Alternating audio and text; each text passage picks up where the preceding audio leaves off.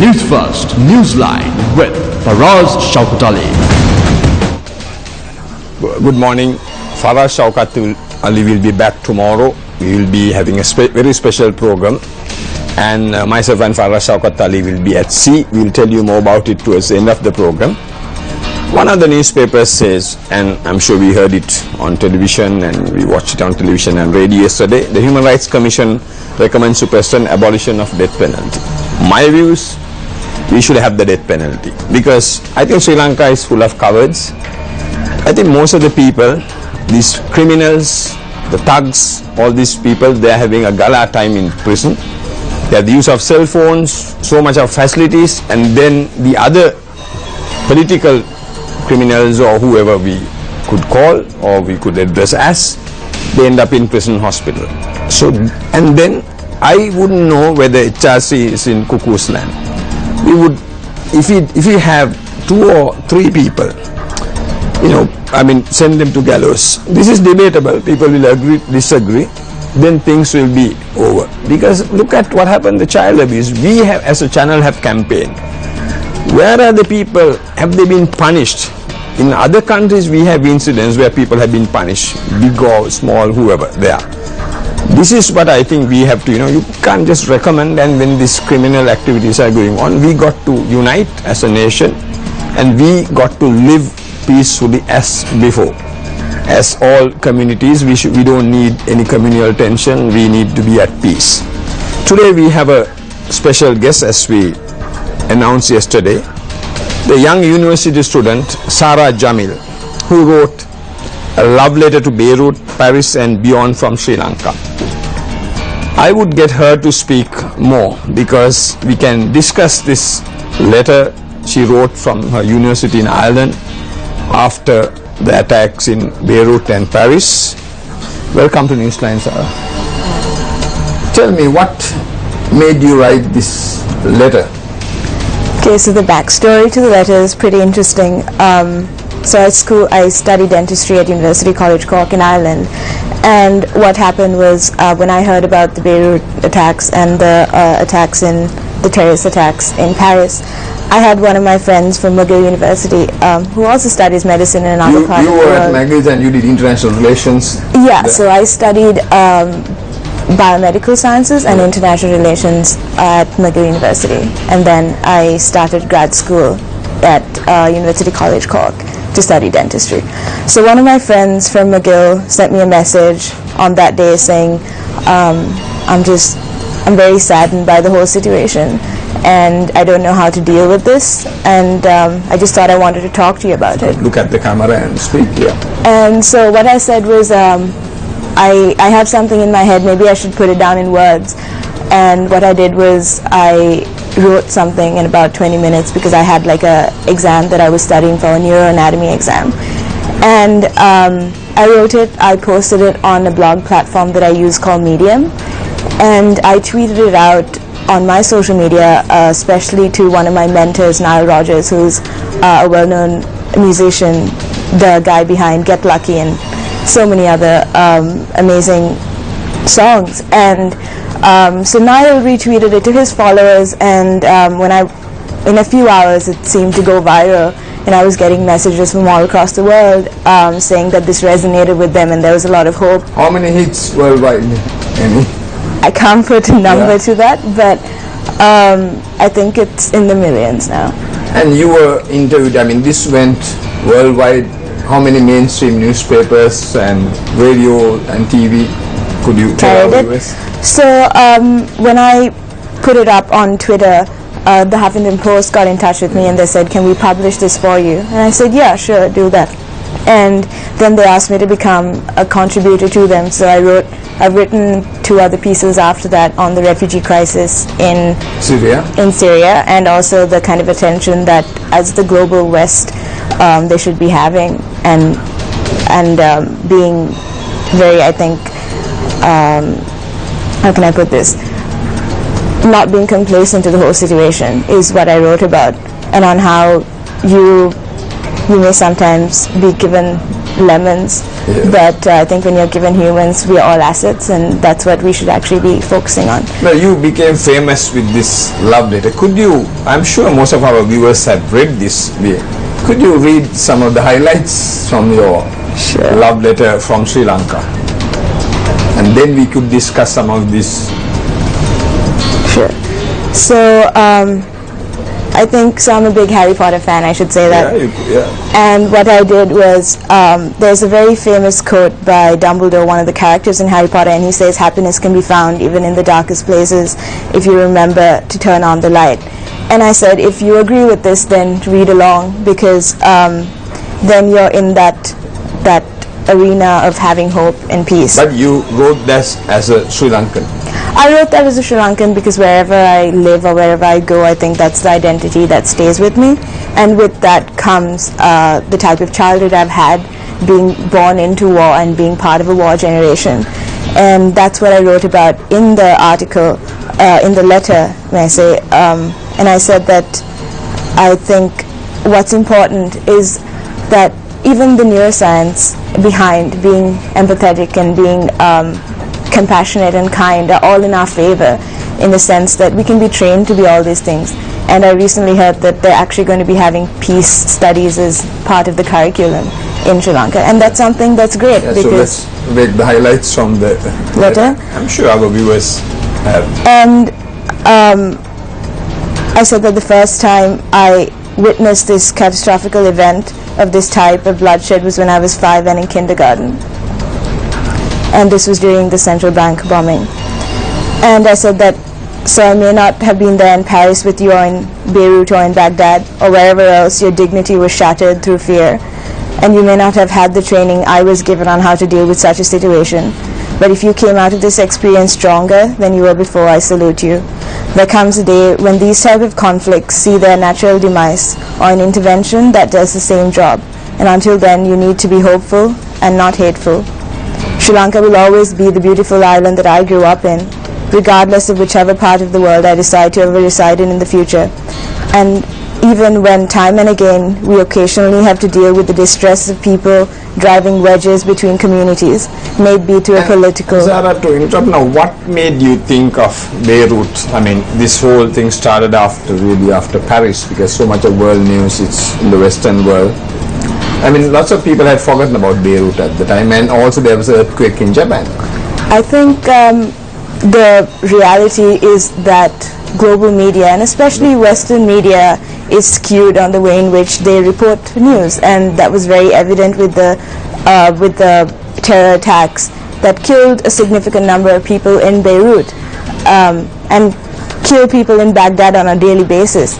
And I thought that it was important for us to highlight the fact that human life and human dignity is equal regardless of whether it is reported in the media or whether it's not, whether Facebook has a check-in feature for it, and you're not whether happy, it's not. And then you wrote to Mark Zuckerberg, you know, there were not safety checks for Beirut, but only for Paris. Yeah, so I did tweet to him, and as to whether it reached him is not something I can confirm, but I did say that I have friends from all across the world, and I would want to know that they're all safe, regardless of the type of catastrophe that hits them. And that seemed to be something that a lot of people also felt similarly about. And I think a day after that he apologized for not having that security check, and he implemented they started it. Can you just explain, which, pardon my ignorance, what exactly this safe Facebook like for Paris had it, these safety checks? Okay, so basically what it is that it's a security feature that you have on Facebook, where if you're in a specific location which has a catastrophe, for example the recent in the North Indian earthquake that we just had, you could, if you're in that geolocation, it is tagged in a certain way so that you can say, oh, I'm safe, and that appears on your newsfeed, so all your friends and family that are part of your Facebook page are able to be happy about that fact. Or if you're not, then you take other measures to figure out as to what happened to your loved ones. Sarah, you mentioned in this letter, the letter I would say, where you reach out to the world, I would say it's about peace and love. You told the world that you grew up in Sri Lanka, you were influenced by the religion, the 5 communities, What was the message exactly? I mean, from your words, if you could tell our viewers, that influence you had as a child, as a student here. Sure. So I think growing up in Sri Lanka means that I grew up in a cultural mosaic, in a religious mosaic that has the world's largest religions. And with this comes a very holistic kind of understanding of who we are as people, who we are as Sri Lankans. So whether we're saying Assalamu Alaikum, whether we're saying Aibo, or whether we're saying Wanakam, these are all different ways in which we say may good vibes be with you.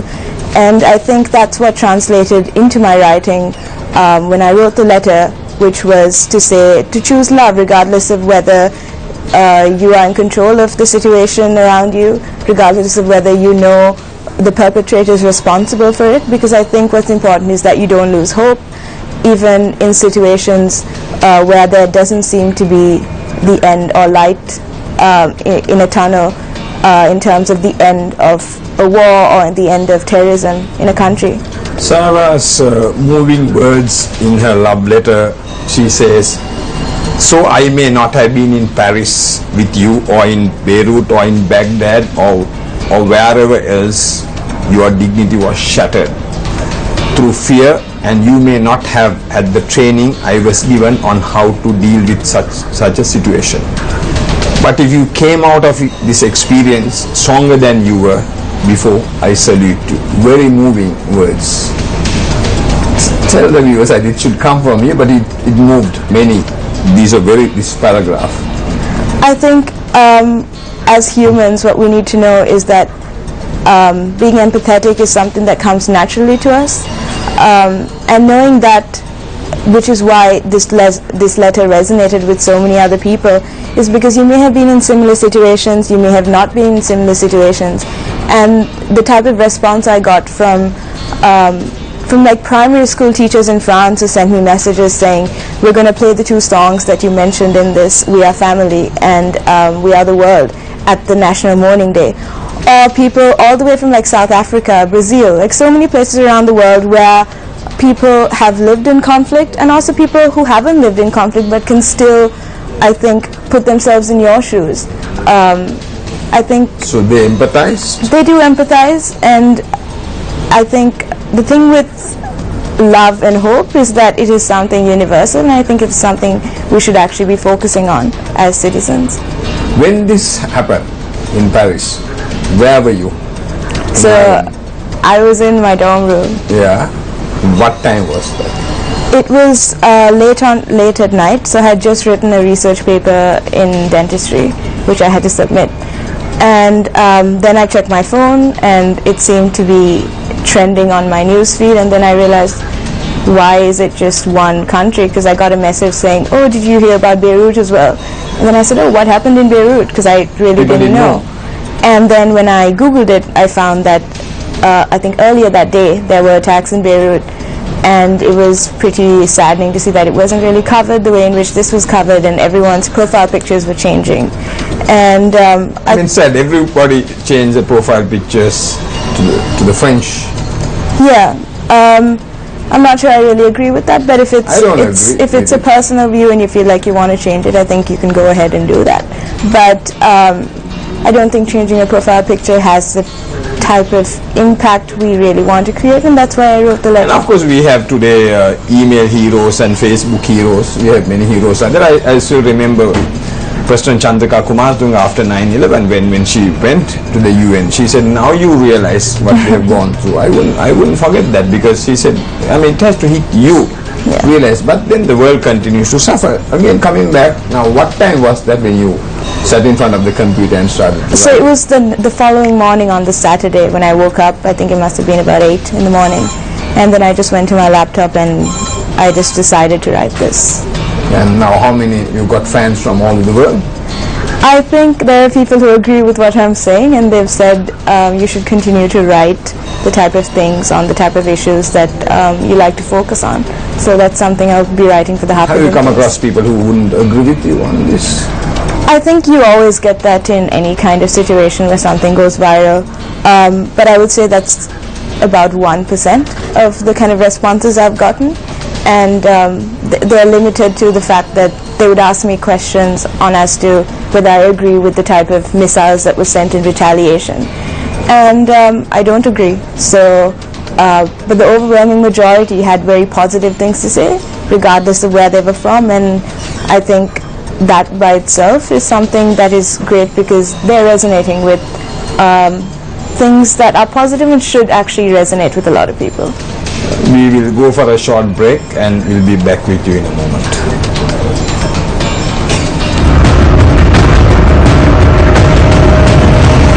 Newsfirst Newsline with Faraz Shaukat Ali.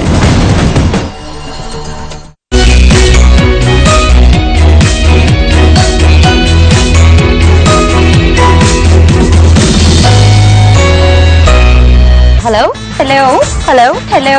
Welcome guys, welcome to Rosa E. Just amazing. A feeling එක අනුවද ලියන්නේ? දවසෙම ගෙදර හිටියත් එහෙම ලියන්න බෑ. ළමයින්ගෙන් මට පුදුම ලියාරයක් තියෙන්නේ. ආදරය කරනවා කියන්නේ අයිති කරගන්නවට නෙවෙයි.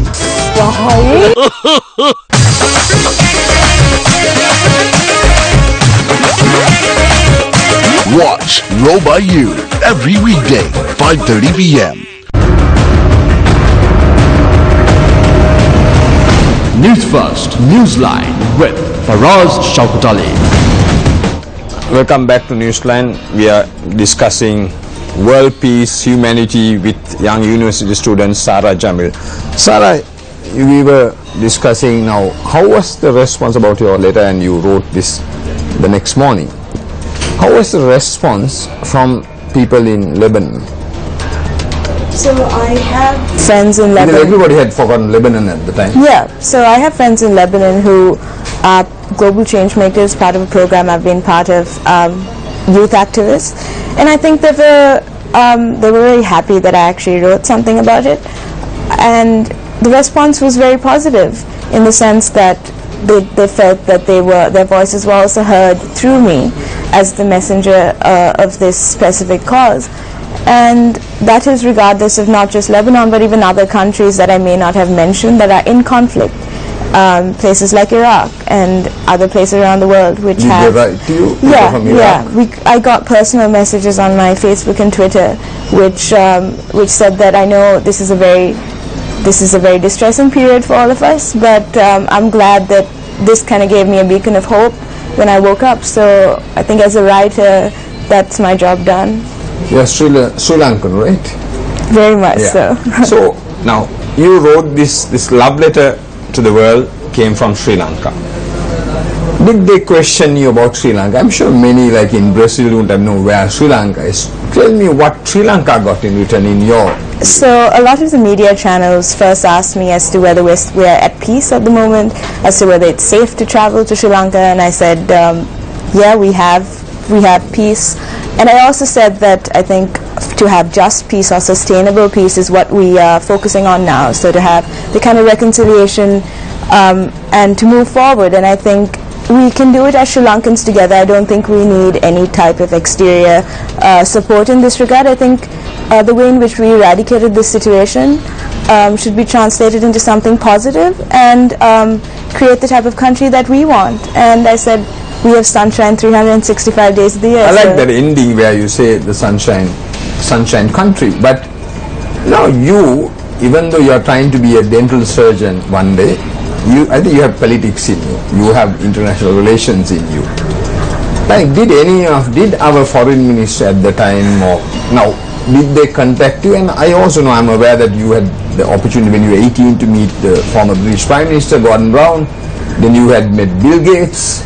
You met Mark Zuckerberg. You have met some of these people as a young student. Did anybody at any given time approach you? Not in Sri Lanka. I think a lot of the media attention I've gotten is more international. And as to whether I'm political, I think... You have it, otherwise you can't write something like this.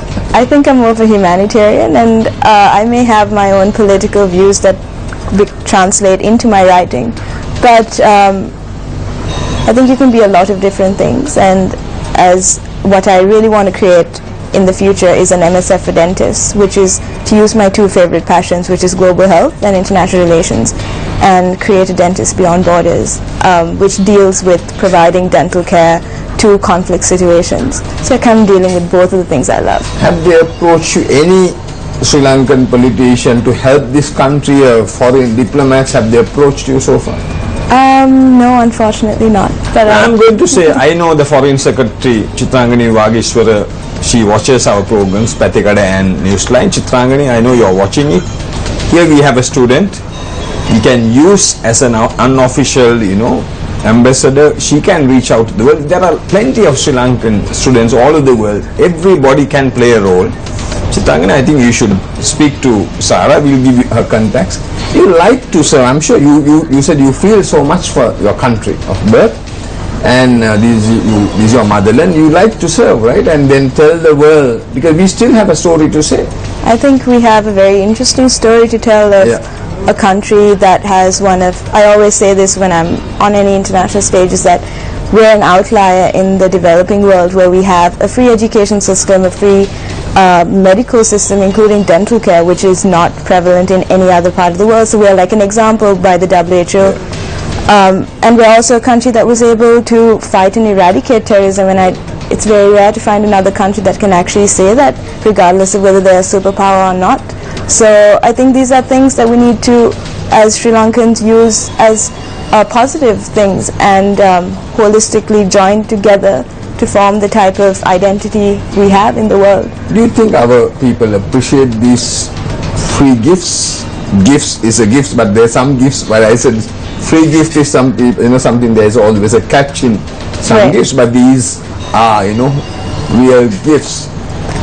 Do they appreciate our students? Do you think they appreciate it? I think what needs to change is the kind of mindset we have, and I think when you travel around the world and you see the way systems work internationally, you seem to appreciate your country even more for the type of nation it is.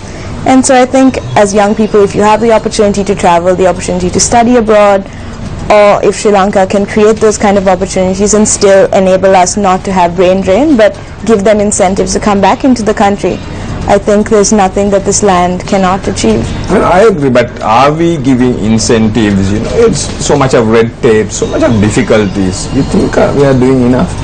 I'm talking of the leaders. I know people want to help. You want to come back and serve the country. Are we?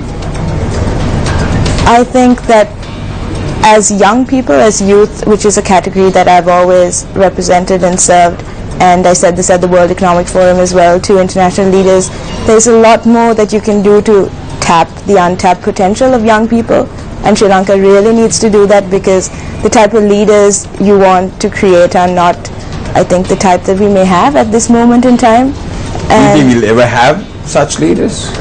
Are you hopeful? I am always hopeful, and I think I'm also realistic about the fact that in the type of globalized world in which we live in, there is access to everything and anything that we want at our fingertips. So as a millennial, as a part of that generation, I think Sri Lanka is a country that can move towards a brighter future, and I think the leaders of today really need to pave that path so that we can actually get there fast.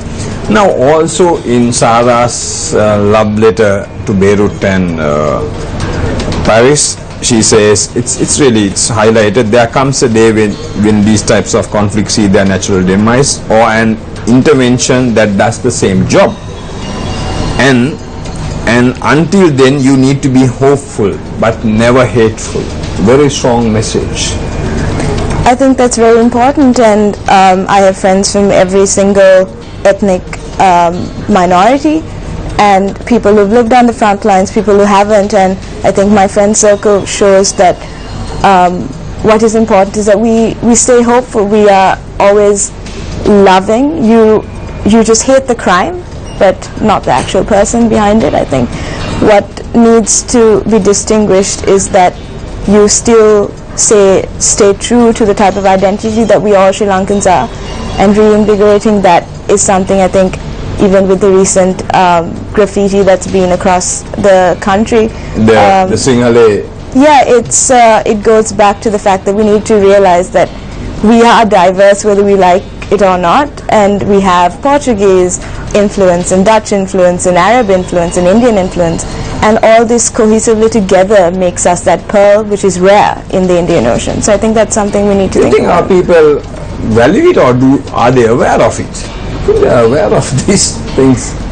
I think social media plays a big role in today's world, and especially with people my age, and also with the way in which I think elections have been running in the country in the recent past. So I think we need to focus on using that as a positive medium to promote all these type of ideals so that letters like this go viral. Now on Friday the 8th, that is in few days time, President Sirisena will complete 1 year. There had been changes. How do you see the changes? Because you said you were from this war generation. Do you see hope? Have you got hope? I mean, the theme was Yahapalane. How do you see that? I think what's important is that we don't look at a certain political party as to whether they're creating and like have loyalties to a specific party. At least that's how I personally look at it. If you create the right policies and you follow ahead with those, I think any of us will follow your bandwagon and support you. And if you don't, well, then democracy will take over in the next election. And you think now you are also, we can say, the social media generation. I think the social media is playing a very important role and putting pressure. I think social media is something that can either be used as a positive thing or a negative thing.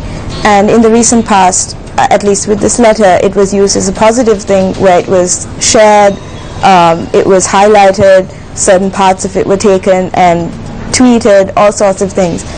And that is also, it's also like a check and balance for the political sphere in the country, not just in Sri Lanka but elsewhere as well, where you really cannot cheat your constituency at all, because it will end up on a source of media that may even be more powerful and unbiased than mass media. What about the so-called, I don't agree with this, Arab Spring? Is it created by the Western media or just the West? That's interesting. When I was at McGill, I had a course on the Middle East, and one of my final projects was the influence of youth activists in the Middle East that were part of the Arab Spring. And I have lots of friends who were actually in Turkey at the time and were very influential on Twitter.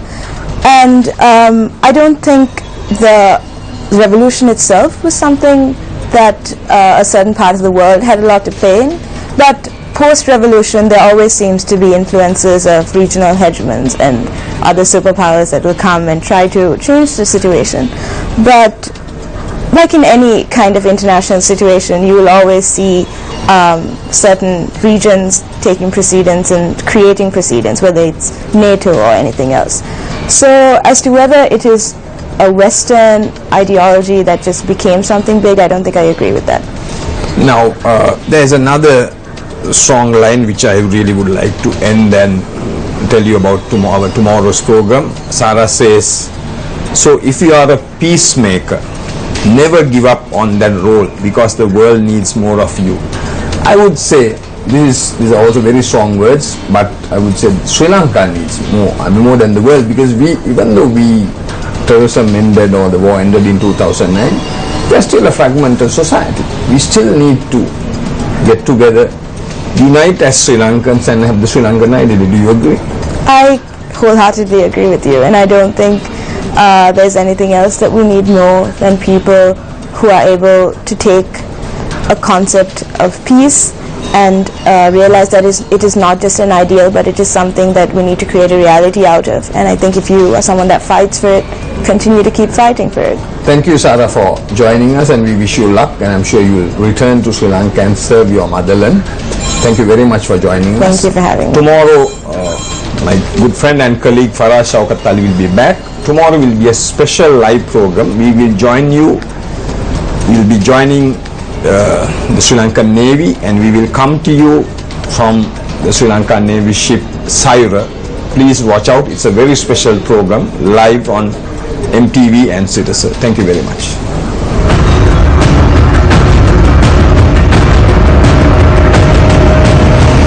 Newsfirst Newsline with Faraz Shaukat Ali.